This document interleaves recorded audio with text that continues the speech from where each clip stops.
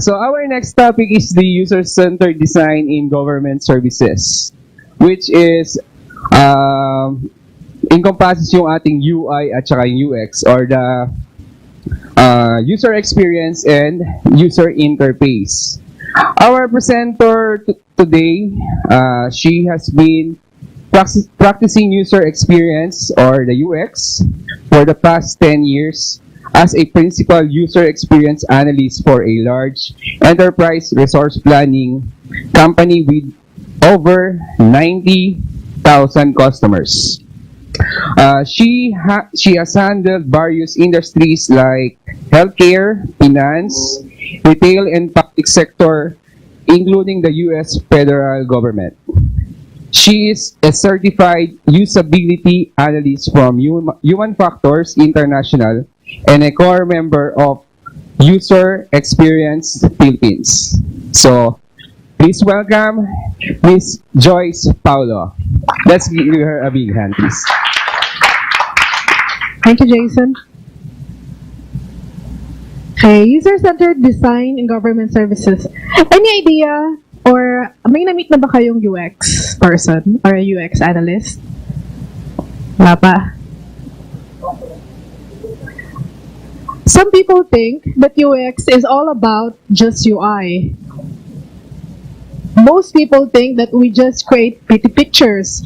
Actually, in interviews, some assume that UX are just web designer or graphic artists or just do UI.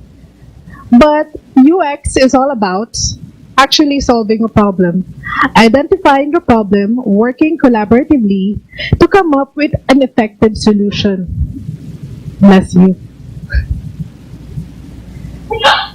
Wow, second.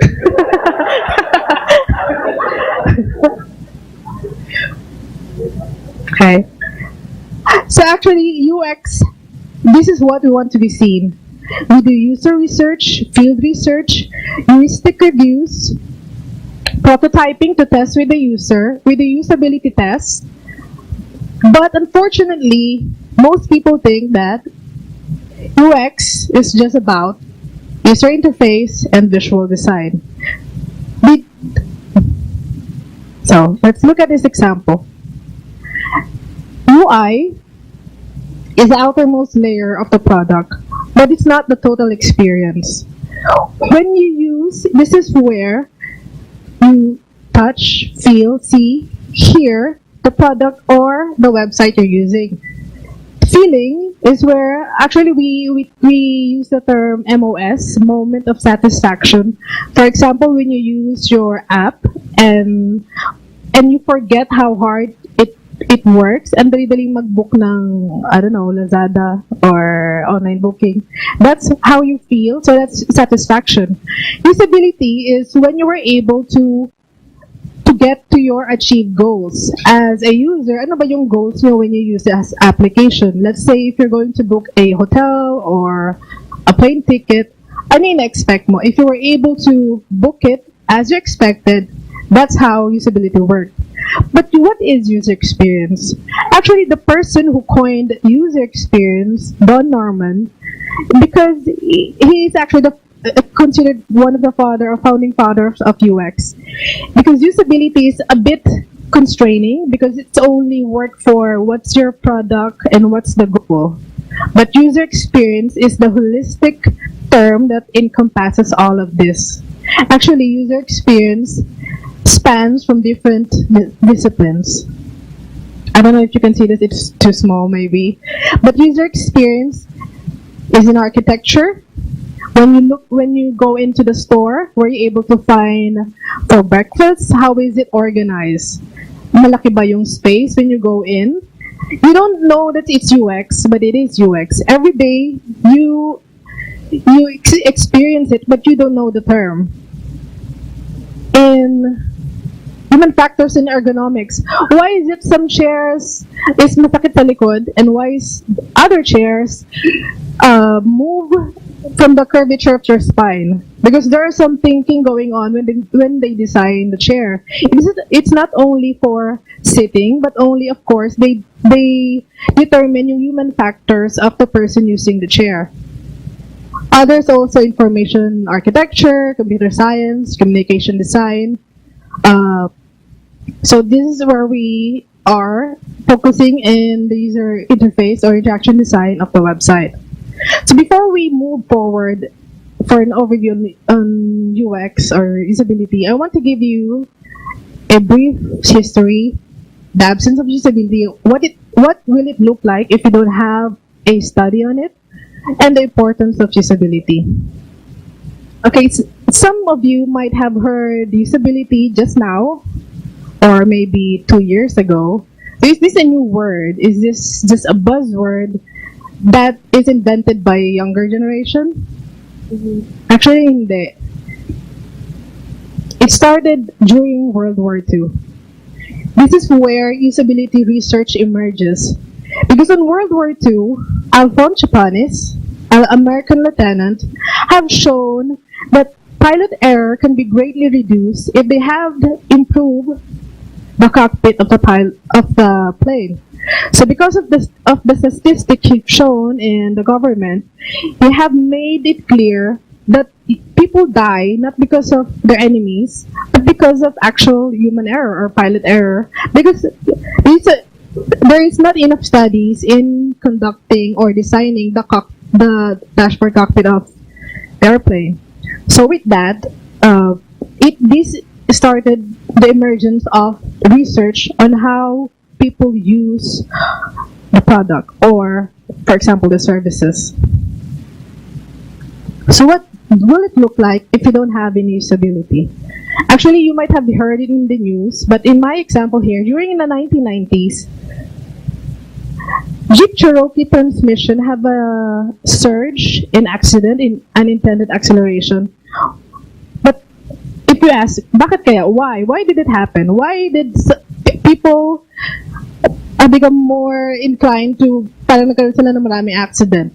The reason is because Jeep Cherokee have designed their vehicle to have a larger transmission hump. So if you drive the car, you know that the center line of the wheel is actually where your foot rests for the brakes.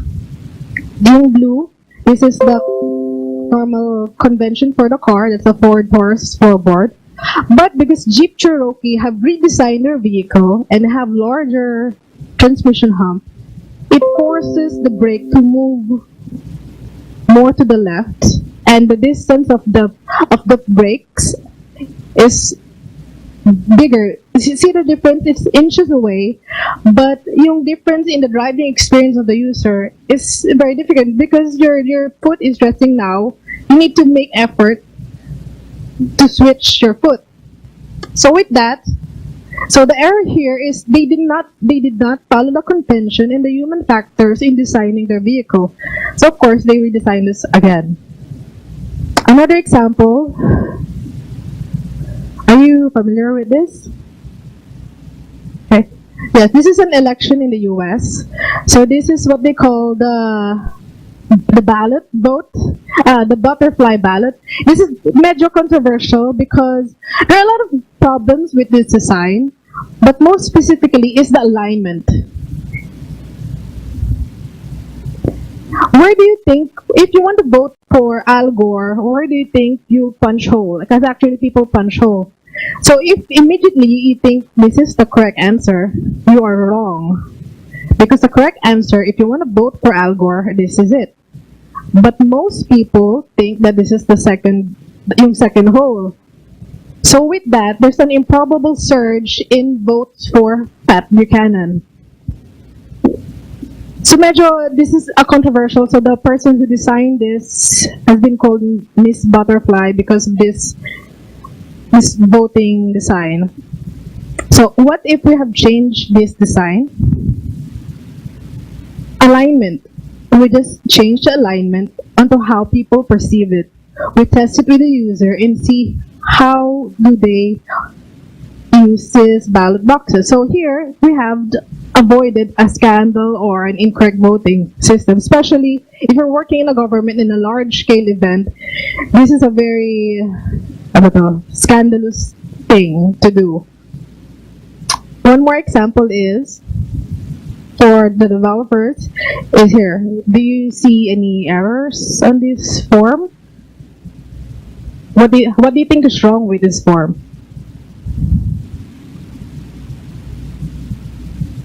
Okay, they have required fields, they have errors. So ano kaya yung problem? If you are not what? Smaller. If you're not trained or you're just working on graphic design, making the form pretty, you will not notice that the human factors in looking into errors. Of course, if may, for example, have an error, it's better to have the error here below, or there's a indicator that there's an error on this one. Also, masyadong malayo yung label with the field. Because yung user experience is not just about designing for the sake of making it beautiful. User experience is taking into account what the person see. Like for example, I notice most websites in the government use all caps in, I don't know, most newsletter, headers, or whatever. But in real life, in user research studies shows that magiging slower yung pagbasa ng tao if the letters are all caps. Why? Because the eyes doesn't recognize patterns. Everything is on blocks. So if you notice, bakit yung, and also one factor is using all caps in website parang shows that you're yelling, you're shouting. One bad indicator in yun. And of course, it's harder to read compared to if you're reading a book or if you're reading a website page. It's not all caps, so that's better in creating content for your website. So here, dapat it should be closer so that the eyes won't go up down, like comparing what is the error, comparing which one is the error. And also labeling, making it consistent. Having, for example, in this human test 2+3, and the label says incorrect spam answer, but it's not available here. If you're not techie or you're not familiar with that, you wouldn't know what it means. So if we have just put it, if you have relabel this and put the error here, it will be much easier to submit forms. Actually, this example, I've seen a lot of forms in the government that still hasn't improved, but fortunately, most improved, hopefully. So this one, have you heard about this one in the news? Last January, it's all over the news, CNN, BBC, because in Hawaii, there's a big pandemonium in Hawaii when a text message from the government was sent. The message says that ballistic missile is inbound in Hawaii. Seek immediate shelter. So yung mga taong naka-receive ng text nito is nakagulo because it came from the government. This text came from the government, so they assume that it is real. So everybody hide into sewers, nag-iyakan yung mga tao, nagkagulo yung buong Hawaii. But the real problem is not, and of course, syempre, the head of that agency, Bien Miyagi, states that someone has just pushed the wrong button. If you're the staff, or if your staff have done this, and you will need to go live on national TV to admit this fault, that will be a very bad branding for the government. So, what happened? This is because this is how they design the page. So the staff who have accidentally clicked on the emergency text message have clicked on this one instead of clicking the yellow, this one, the drill, the test. But if you look into this design, magkakasama lahat. May tsunami, may test, may demo, may surge, shores. So is this a staff problem? Is this the person's problem if mali yung naklik ng button? So here again, this is how we should always take in consideration how is the grouping of this text. Should this be all together? Should this be on a drop down? Of course, if you are observant, if you look into let's say emergency exit. In emergency exit, the doors are flat plates. Why is it that? because they considered the factors if there's an emergency. If there's an emergency, people will panic. The more of the people will push instead of pull because of the state of panic. That's why most most doors in fire exit plates are like that, because of affordance to push. Because of course, you need to consider yung state of mind ng tao when they're using for example yung sa emergency.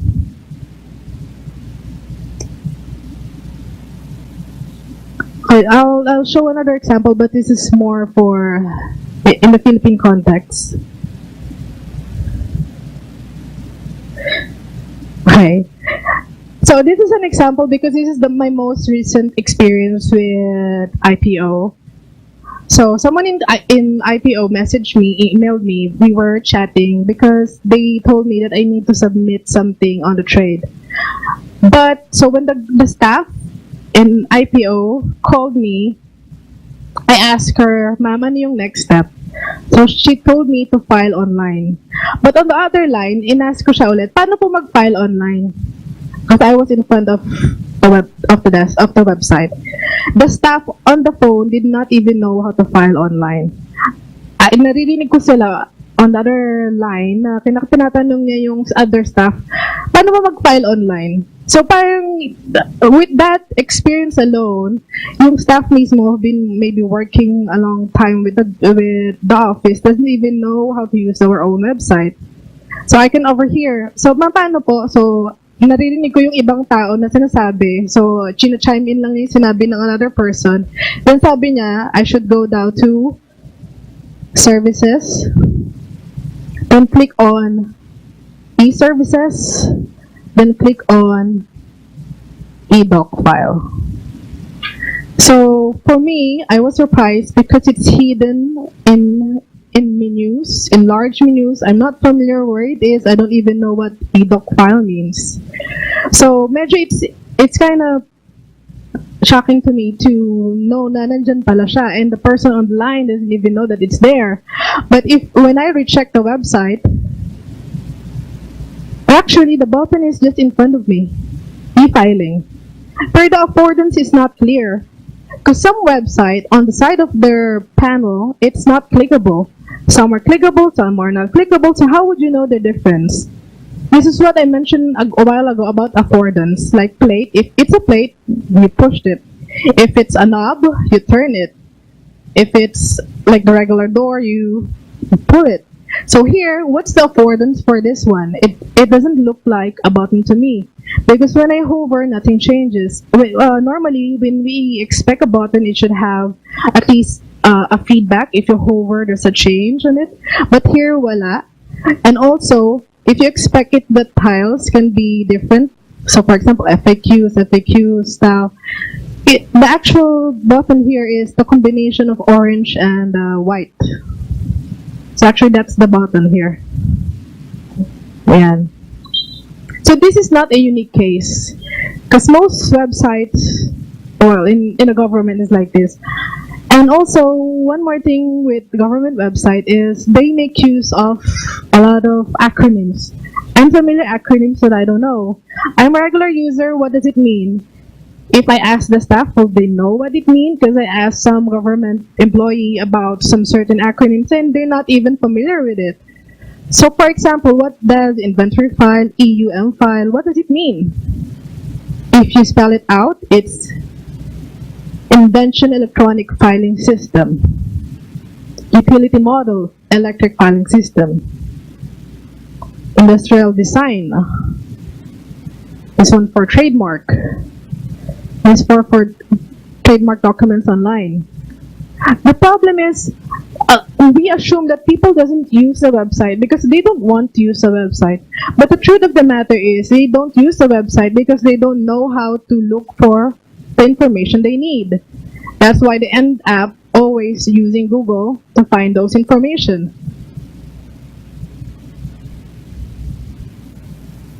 So what is the importance of usability in user experience? How can we merge it with the current development or the current project we have? From the product development perspective, knowing the user on the early stage of development spells the difference between doing the job right the first time. For example, if we don't know anything about the user and we just design it as is, like we assume that this is what they need, sinabi ni boss na i-design yung filing system without even looking who the users are, we have high design freedom. But eventually, the flexibility will go down because we didn't know who are the user, how they use it, the services they need. We just designed for it. But if we started knowing the user, if we didn't rush the project, if we spend more time knowing the user, how they use the system, their behaviors towards it, the design freedom is high on the beginning, in the middle, and at the end of a project. So what does it mean? It means we could have created a better product right at the beginning if you only spend time understanding what it is. I know you have your own experience wherein you want to, I don't know, you want to use a website and you don't know what happens next. Hindi ba siya frustrating? So that's how citizens of the Philippines are feeling right now. They are frustrated with websites. They don't know how to use it. But we are trying to provide them the avenue or the platform to make transaction with the government. But unfortunately, websites are complex, labels are unfamiliar, and sometimes yung hinahanap nila is hindi nila mahanap. If we look into the ROI of design, you can see the vertical pyramid on the right. If we spend time, if we invest less time in knowing our user, we have a huge overhead for training, help desk, and product revision. If only the user know how to use the system, they won't need to call the agency on the phone to ask ano yung next step, or email them, they not get any response. And of course, in product revision of the system. But if we spend more time in understanding the user, their behavior, the structure, the information architecture, we will have less spend on training, help desk, and product revision. So let me show you a video that will discuss this more.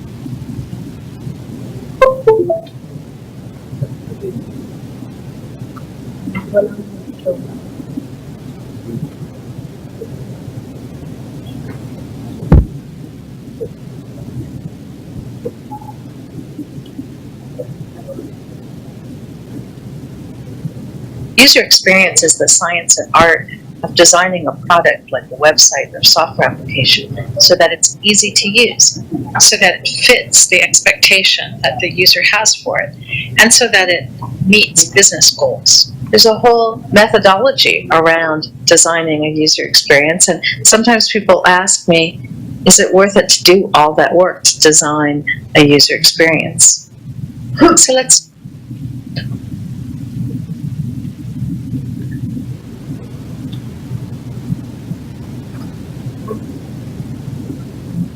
User experience is the science and art of designing a product like a website or software application so that it's easy to use, so that it fits the expectation that the user has for it, and so that it meets business goals. There's a whole methodology around designing a user experience, and sometimes people ask me, is it worth it to do all that work to design a user experience? So let's talk about the return on investment, or ROI, of doing user experience work. IEEE is a professional organization that puts out reports and does research for programmers, developers, and engineers, and they put out an article called Why Software Fails. Here's some interesting data from their article. They estimate that the amount of money that is spent worldwide in information technology is estimated at $1 trillion a year. The percent of projects that are abandoned because they are hopelessly inadequate is up to 15% of all projects. The percent of revenue that goes to the IT group is 5% of a company's total revenue, and up to 10% if it's a financial or telecommunications company. The amount of time that programmers spend on rework that is actually avoidable is 50% of their time. The cost of fixing an error after development is 100 times that of fixing an error before development of the project is completed. Of the top 12 reasons that projects fail, 3 of the top 12 are directly related to what we would call user experience or user-centered design work. And those 3 are badly defined requirements, poor communication among customers, developers, and users, and stakeholder politics. So the kind of work that user experience professionals do, stakeholder interviews, user research, user testing, user-centered design, these are all things that can fix at least 3 of those 12 reasons why software fails. You actually can calculate the savings or additional revenue or benefit that you get from improving the user experience of a product. So let's look at some examples to make this more concrete. First example I want to talk about is, let's say that you are a micro lending company. So these are often nonprofit organizations that look for donations from people, and then they take that money and they lend it out in very small loans to people around the world who need the money to run a small or home business in order to better their situation.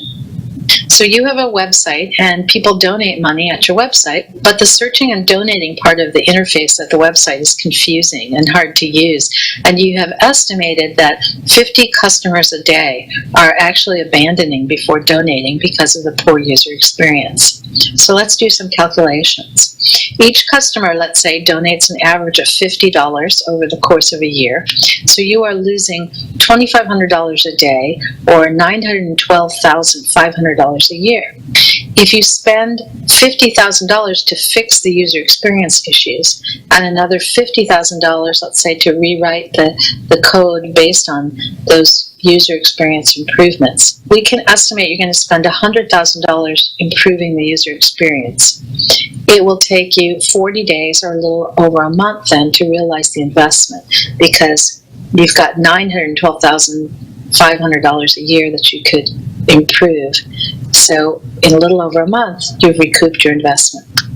There are many measurements that would be meaningful. For example, conversion rate. That's the number or the percent increase of visitors to a website who either buy or donate, or it doesn't have to do with money. It might be they take the action you want them to take, like register at the website. Or you might be interested in the decrease in the number or percent of drop-off or abandonment. The decrease in the number of calls to the help desk.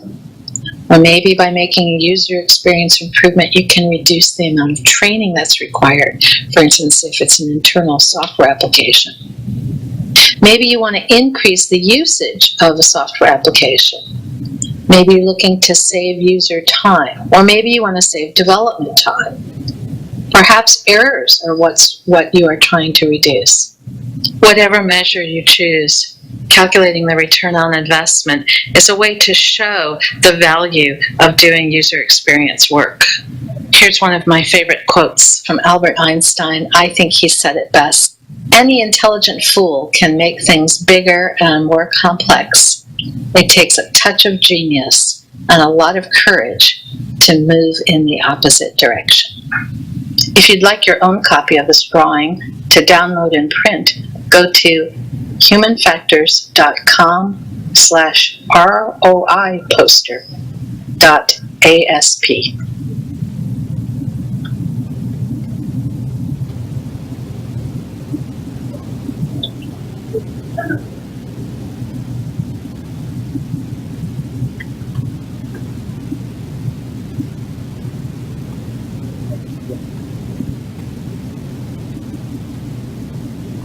Okay, so Dr. Susan Weincheck, I hope she explained well on about ROI user experience. Let me move. So what are the current agency problem and how do we fix it? So for the agency website, some problem can be forms is difficult to use. So what's the consequence of it? People abandon the form, do not complete it, or like what happened to me, increase calls to the help desk. Because they want to actually submit the form, but it's hard for them to do it. Good, great. I think there's some movie to it.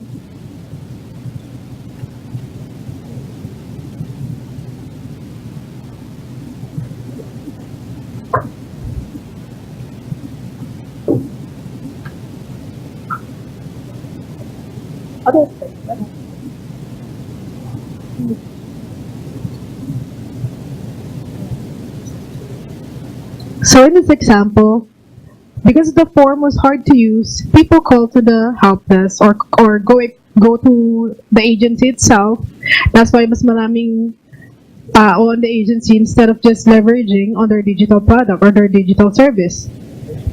To estimate costs, instead of government employee being productive on their work, they're forced to answer inquiries, answer calls, do emails, explain over the phone, know what to do next. So how do we fix this? Actually, the fix is simple. We design the application and test the design to the user. If they were able to actually fix it. I have interviewed some developers and I've learned that the only usability test they conduct is functional, meaning will are able to submit it. But of course, you are not the user. The user is not part of the team or should not be part of the team because you will be biased and you know how the system works. So of course, that is not a good way to conduct the testing for your service. Another example. The problem is lack of standards. We have a lot of government agency that should look the same but does not look the same. They have different colors, different labels, different fonts. So as a citizen, I get confused with the buttons. Like a while ago, it's a button because in some website, it's just a banner. It's not clickable, but on this website, it's clickable. So which is which? What is the standard for the look of the button? How do we present fonts? Why is it others are all caps, others are not? Why is it others can be clickable, others are not, even if they share the same color, which is blue? So what happened is, they just look different, and it's hard for those who maintain the website to get content in the web. Because they will need to rethink, ano ba yung dapat na itsura rito? Instead of the content provider just copy-pasting and reviewing the content, they are forced to understand HTML, CSS behind it, or how the styling should work. So the result is we lost brand value. How does the citizen perceive government website? Do they still use it? How do they use it? And of course, you will need to rework some pages to be consistent. What is the new standard for the government? So how do we fix it? Is we develop standards and template so that here, the template can be used by staff immediately. They can just feed in their new content, and the template will make it happen. Because I have designed several pages of website, and we do not design each website. What we do is we determine the pattern, the template, so that other developer pages can consume it. It's a shared pattern that other can use. So without usability, user experience, and without organizing the content of our website, the citizen who suffers, the citizen lost trust, government employee lost productivity, because instead of doing their work, they don't know how to make it faster. Parang paano ba siya mag-encode agad ng mga contents? It's hard for them to use it because there's no thought nung ginawa yung mga pages, how as a government employee, how can I make it more, my work more productive? As a citizen, I just want to apply for a clearance or a driver's license. How will this website make my life better? So what's the criteria for usability is, of course, the website should be effective, it should be easy to use, the button should look like a button. Error prevention, you don't need to always don't always tell the user about error. You can actually prevent this from happening, and this will improve user satisfaction, to improve user experience. So the benefits of good UX is, of course, branding in the government. How do we want the government to be perceived? We need to move forward from what we currently have and level with other organizations or other government agencies in the world. Because yesterday, I just read in Business Insider that Philippines is #1 for investment in the world, which is a good news for all of us. And most news I've seen is very positive for the Philippines. So imagine how many people not in the Philippines will access our website and see how can they transact with us. With that, I want to share with you a user-centered design process. So this is the process I've been following all throughout my work with federal government, with product design for large companies.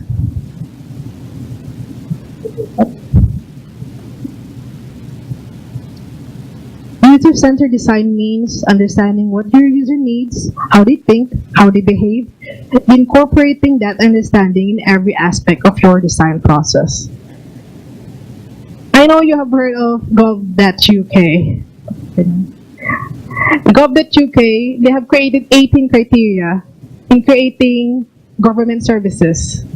And on that 18 criteria, on top of it is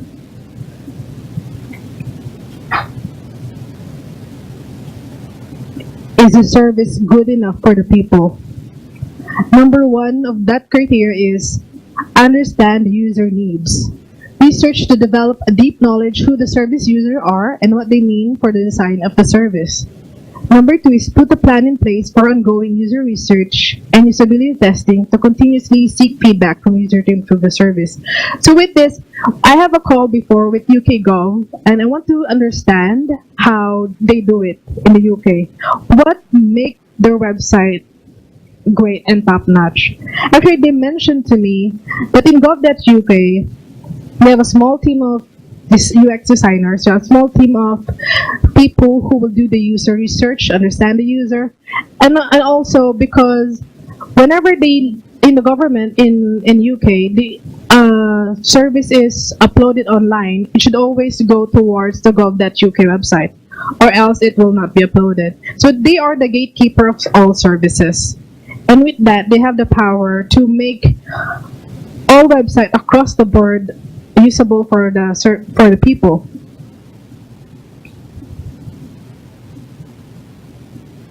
So I mentioned a while ago that visual design is not the only thing that we need to focus on. We need to focus on the objective of the website, the requirements, the information architecture of the website, and of course the information design, the labeling system, if it makes sense to the user or not. Do we use marketing terms? Because I've seen a lot of government links, and not most, but some of them are marketing acronyms. And those marketing acronyms, hindi siya familiar in a regular user.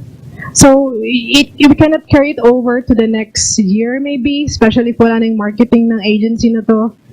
And it will be harder to retain to the memory of the user. Like, I wanna search for my business name, but iba yung label na ginagamit. So it's hard for the user to search it on the website.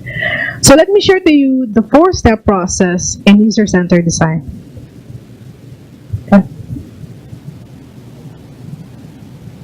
First is we discover and learn. We research the user needs and make sure that we are solving the right problem. Next is we ideate the design. We analyze and frame the problem and explore potential solution. Third is we test and validate.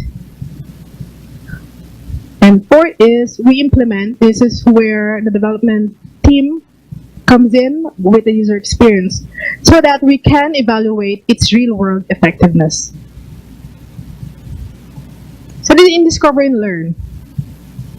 Like I mentioned a while ago, you feel that the real problem is no user is using your website. That is a problem. But actually, the real problem is the user want to use your website, but it's hard for them because your website is too complex. Search control is not working, so they abandon the website. We must learn to understand our user to create an effective solution for them. Too often, we want to jump ahead to designing instead of taking time in understanding the user. The problem is 70% of projects fail because it lacks user acceptance. So with this, the team or the designer should take time in understanding the user, their needs, and what they care about. For example, the labeling system of the website. Can you see it at the back? No. So here we have e-Presyo, SEC Express System, SEC iRegister, SEC iView. What is the layman term for this? e-Presyo is check retail price. SEC Express System is just request for the documents. iRegister is reserve business name, and so on. So we need to consider these things: information architecture, the labeling system. Are we helping the citizen, or is this just for, I don't know, marketing effort? So always think about the citizen in mind. If the labeling system makes sense. So what can you do to improve this? First, interview.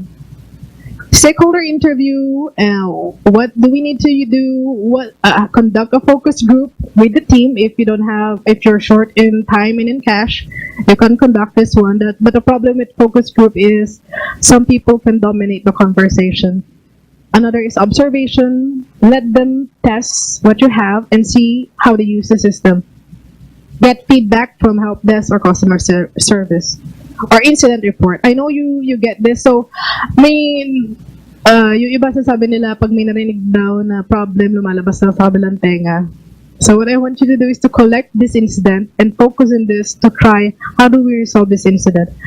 How can we use the user feedback in improving our service? In this example, we want to profile the user of a project. Here we have profile a businessman who wants to conduct a website in the Philippines, a student who are looking for information, and an incoming senior citizen. So this is what they call persona. Persona is just a fictional character, so these are not the real people. We just got this online. But the goals are real. What are their goals? Demographics. Who will be the user? If the user of a product are senior citizen, what should the button look like? Naintindihan ba nila yung mga acronyms or jargons?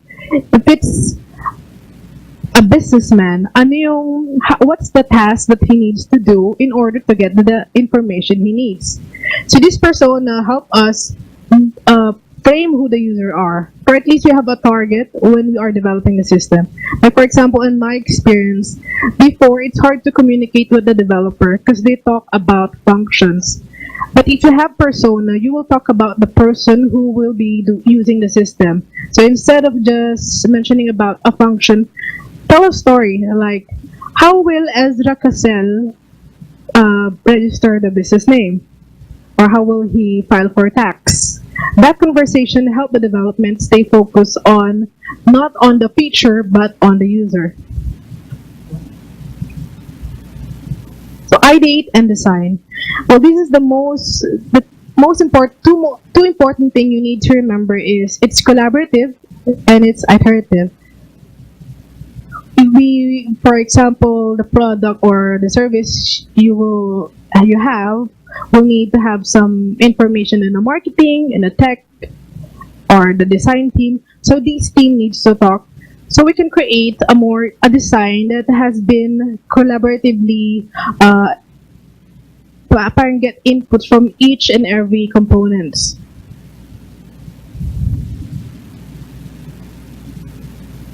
Okay. So with this collaborative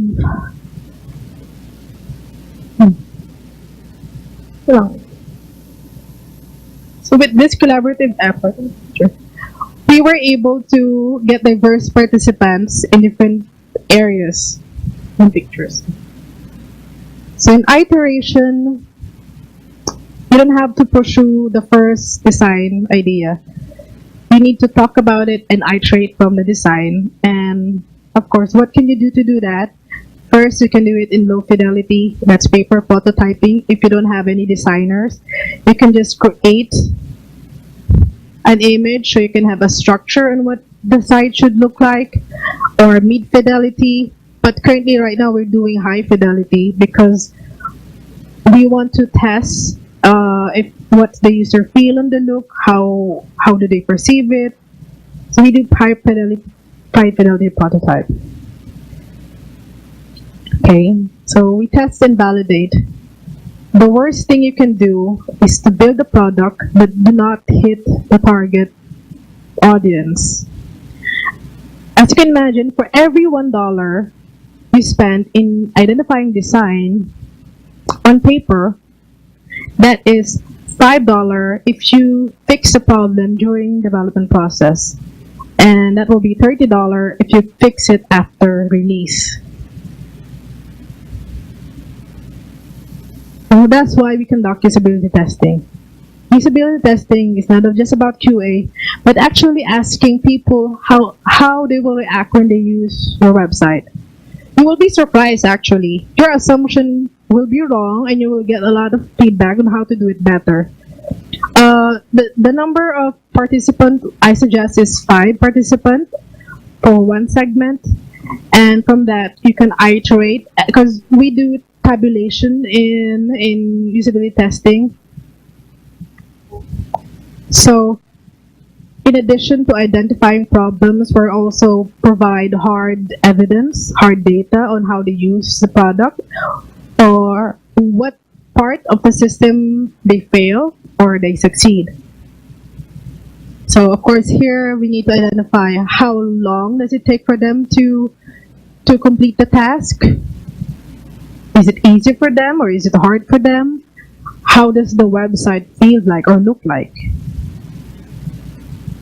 So in implementation, we stay involved during and after implementation stage to the developer. We seek feedback on the components because sometimes in the user research, usability testing is not enough. Some design issue will be seen during the implementation, so we need to do some design tweaks.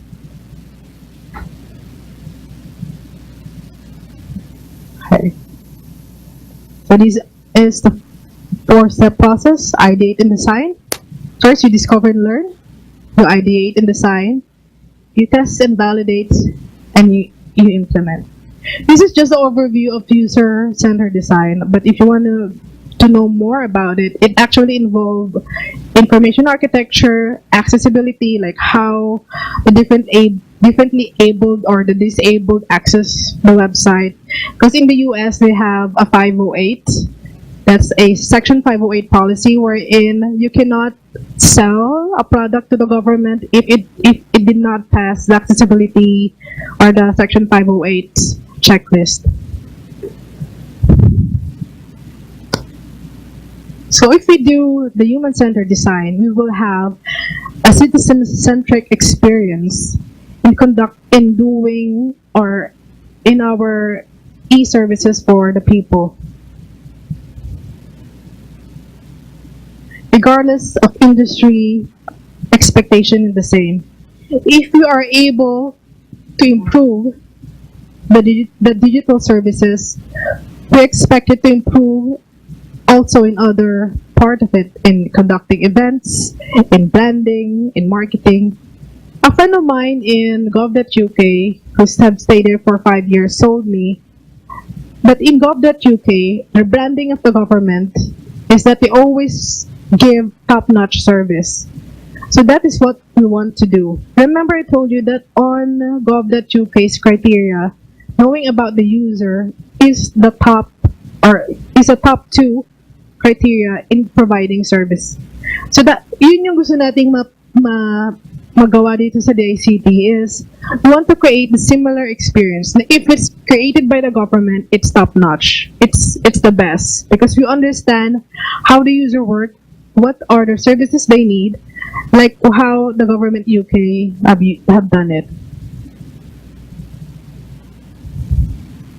So our goal, of course, is to have more transparency in the government, make the service available 24/7, build trust with individual and local services. So if they want to file a form, they will able to file a form. No need to call for help desk, and it's responsive to any devices. Especially may mga the internet here in the Philippines is not as good yet.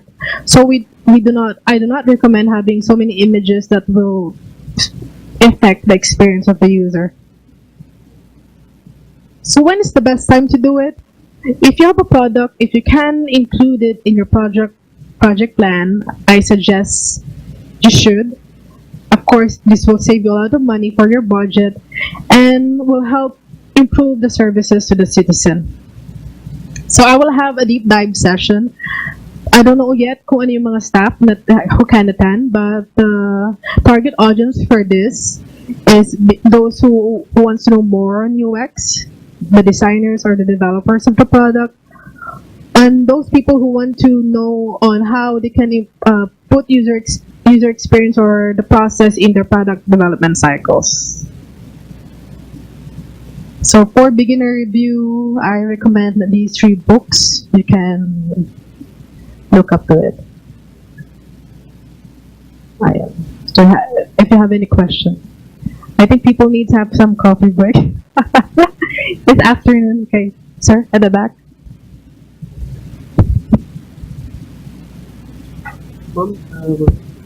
Good afternoon.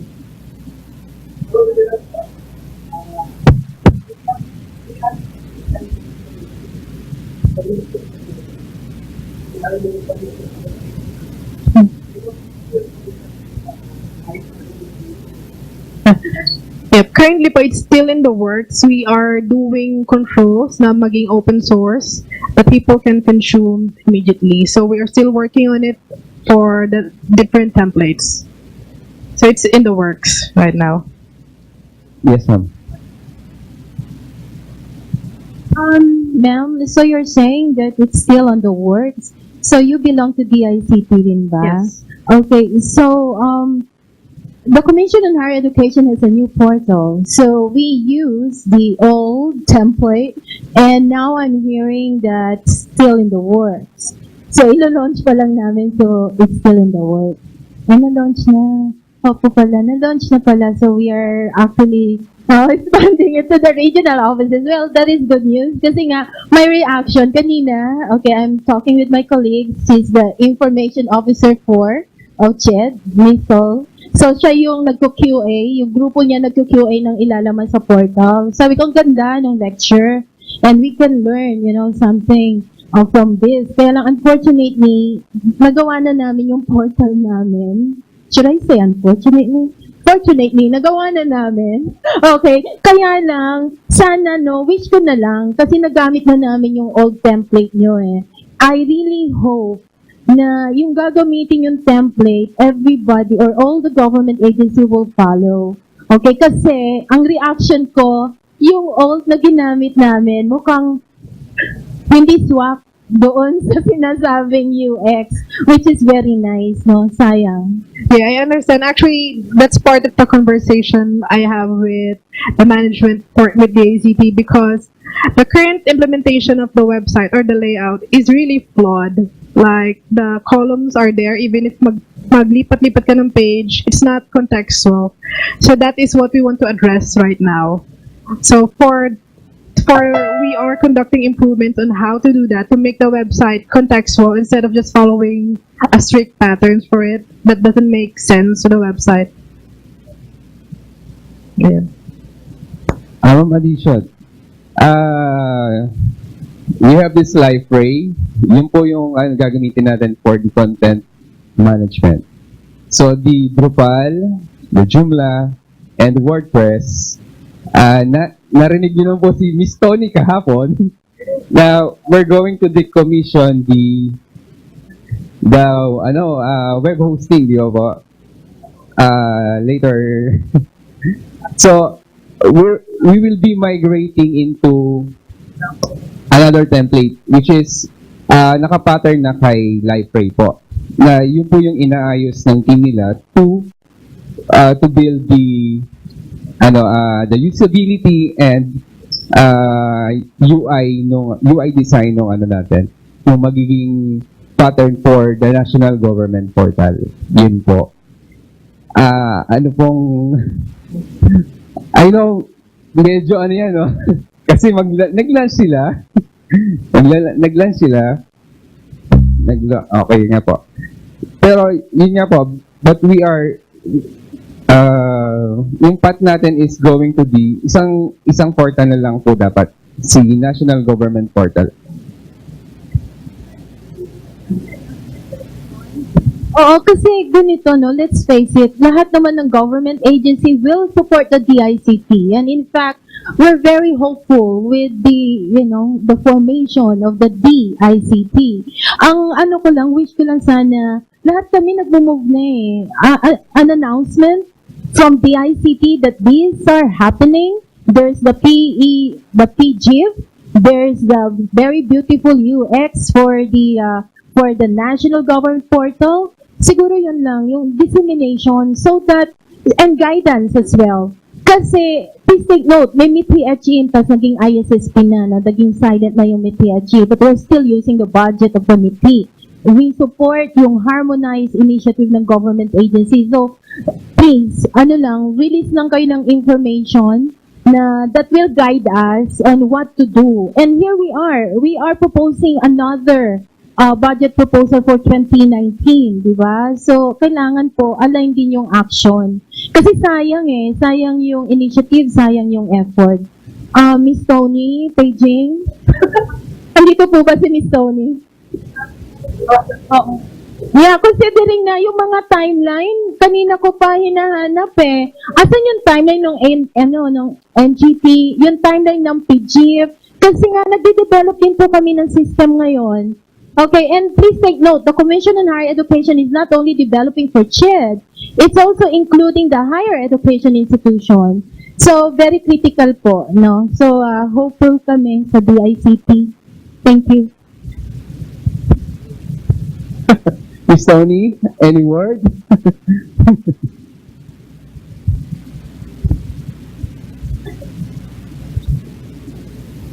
Thank you, Tess. Actually, this is our first activity and that's why you're here. Kaya, na-inform na namin kayo. Supposedly, we will be conducting this NGP and GCP orientation. But we're talking right now. Baka kasi pwedeng, ito na yun. Anyway, na-present naman si NGP and a portion of GCP. And then later, after all the technical sessions, we will have a next steps planning. And then we will present everything. it's just the next steps, but eventually we will have yung sectoral planning where we will discuss this in more detail. And then we're also coming up with the draft NGP executive order. It was launched, it was since last year pa, no? And last Friday, we had this policy consultation. Only a number of how many agencies? Okay. Only identified sectors with the NGPEO. Dinesign kasi nila sino yung phase 1, phase 2, phase 3. Sila yung na-invite sa consultation last week. Yung first step, like what I have presented yesterday,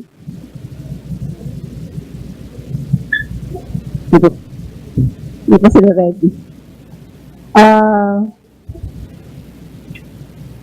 Itong yung sectors po na nag-attend dito, yun yung we have presented yung aming priority sectors, but if they're not here today, or since yesterday, pinalitan na namin sila. So, ginagawa namin ngayon yung grouping for tomorrow's session sa next steps planning. Hindi kami nag-a-announce ng ganun kalaki kasi this is not a total DICT initiative. This is just one of the projects of DICT. And limited yung resources namin, especially the human and the budget resource. That's why sectoral and very specific. Niche marketing yung ginagawa po namin. Definitely education is part of the process. Takot lang naman yung nagsiseparate sa atin eh. Yan po. Next week naman tayo, di ba?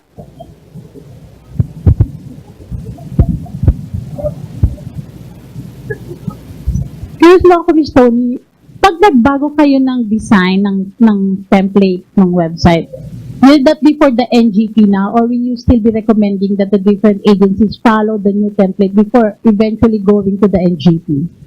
Hindi na, diretso na sa gov.ph, sa Okay. NGP na. So we will maintain the current Yeah. website that you have right now until you launch, Solution. you decide on the new one. Yes. Okay, that's somehow. Sige po, sir. Yes. Additional lang, the technical team po ng library, they are building an application para hindi po mahirapan ng migration. May binubuo po kaming migration tool para extract na lang namin sa database nyo towards doon sa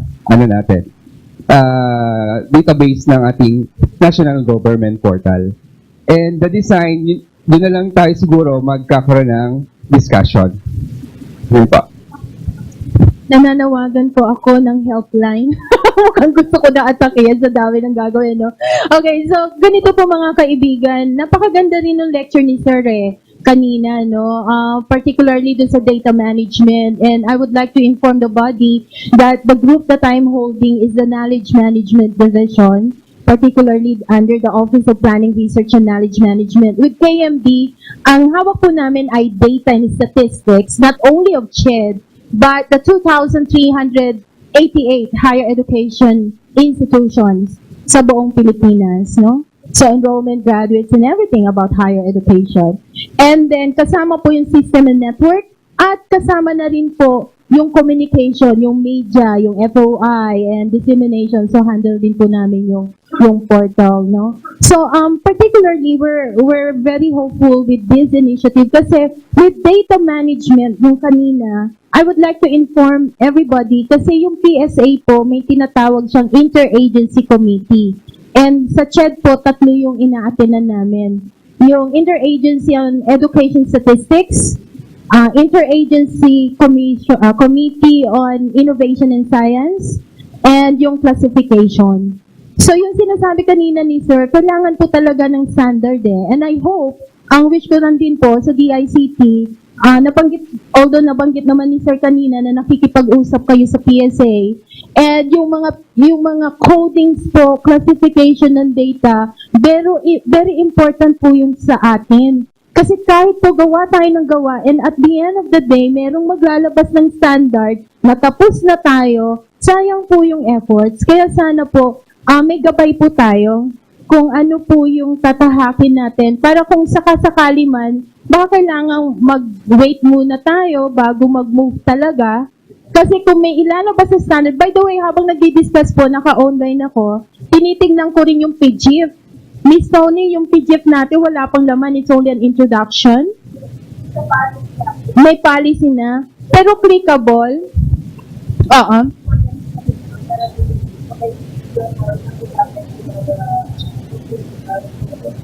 Yeah, which is very important kasi kung magpapabidding po tayo ng ICT, kailangan po natin yun eh. Yun ang ilalagay natin sa terms of reference para just in case po na nakadevelop tayo ng system, yun po ay magko-connect-connect na sa buong government.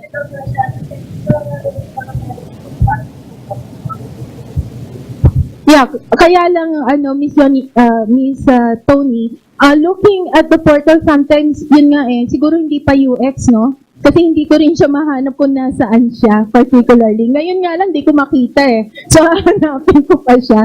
So thank you sana Oo. And support naman kami lagi sa DICT and we really appreciate your assistance and your initiative like this.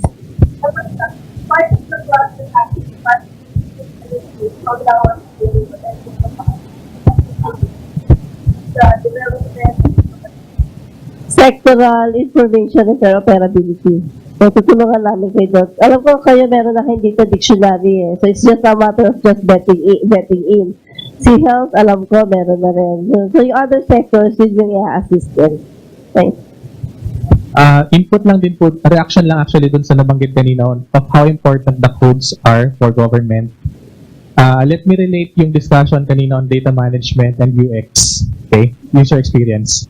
So let's say, meron pong ongoing cabinet meeting. Yun yung scenario.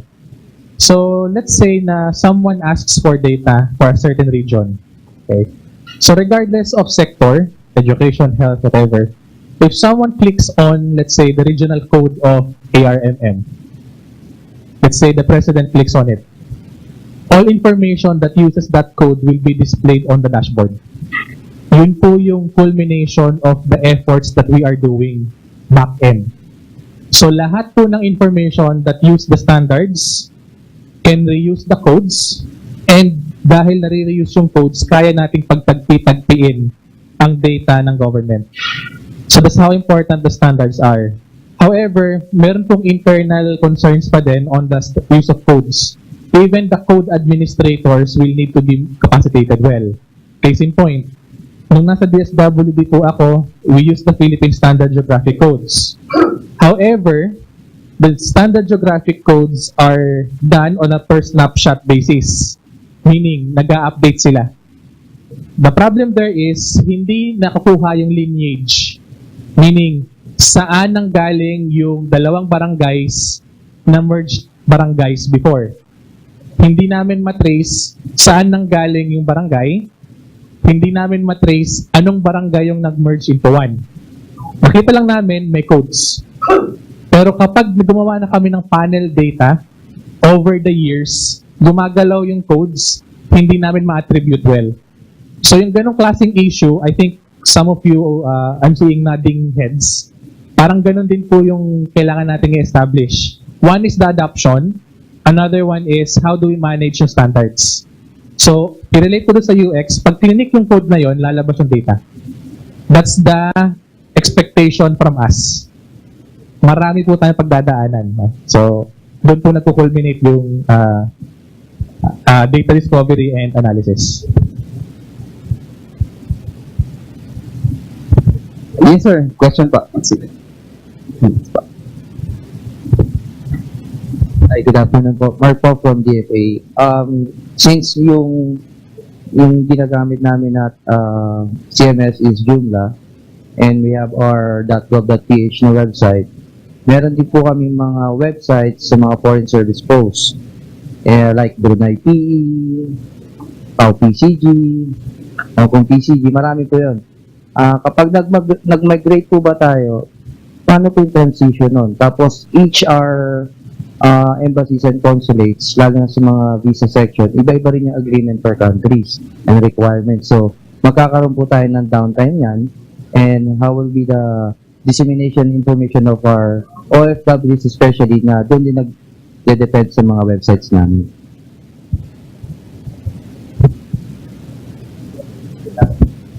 So, yung question po, it's more on the transition management.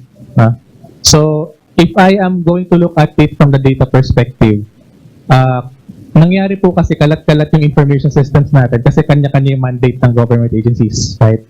So, if the main purpose of the website is for information dissemination, mabilis lang po yung transition to live ray. Kapag merong business process underlying that information system, then we have to engage the discussion from a different perspective. Some websites po kasi involve multiple agencies. Correct? So, meron po kaming concept in GCP, we call it microservices, wherein yung website, itatransform natin into something that can be automated na lang. Tapos yung front-end side, yun yung makikita doon sa portal. Whatever integration doon sa process side will be done through the API. Sa baba po. So, kumbaga, we're going to refactor yung websites ninyo na rather than one by one, from citizen to application, ang mangyayari po, there might be instances na yung application nyo might be even integrated to other systems of government. So, ibang usapan po yon. Technically, maraming dependencies yan, but the ICT will be ready to discuss with you on that level.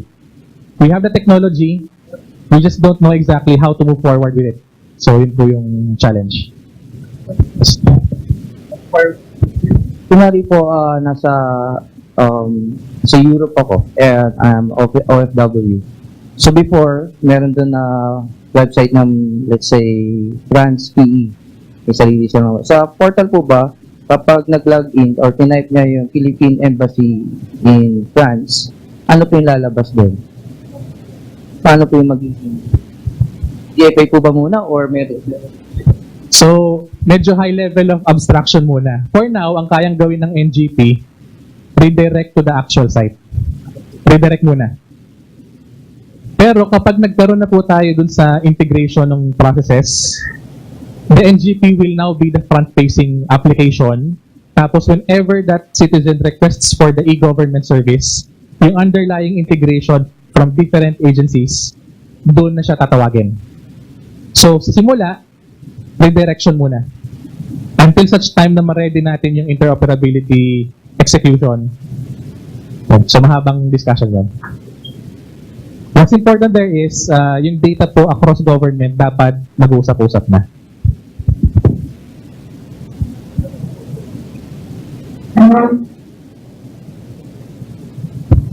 Any question pa po regarding dun sa UI and UX or the usability?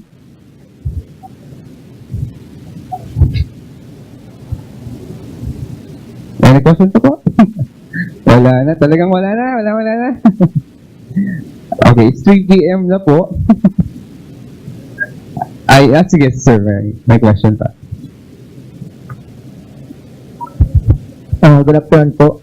Eloy po ng Imarjo 3. Magtatanong lang po ko kung may taga-DBM dito. Mayroon. Kasi po, dun po sa website ng DBM, sa SciPap, may nagkakaproblema pong yung HR namin. Lagi kaming tinatawag. So, kapag nagpunta na kami dun sa site, may mga error na nag-arise. So, hindi siya makapag-update ng mga data doon kasi yung internet, yung browser niya, yung system niya, lang siya dun sa Internet Explorer na lower version. So, nung nag-update na lahat ng PC namin, mga Windows 10, 8, hindi na ma-degrade yung Internet Explorer. So, yung namin, yung staff, naghahanap ng paraan para lang maka-create yung HR namin, maka-update dun sa website ng SciPap. So, tinanong namin yung IT ng SciPap kung i-update nyo ba to para lahat ng browser magamit ng system. Sabi na hindi pa daw nila alam. So, ang tanong lang namin kung pwedeng matulungan ng DICT CBBM. Di ba? Di ba? Kasi lahat po kasi ng transaction ng government kay DBM. So doon sila nag-update ng mga plantilla, nandun lahat po. So mas maganda yung pwedeng unahin natin yun. Mga ganon. Mga yung mga ginagamit na mismo para lahat ng agency natin doon na mismo mag-start. Di ba?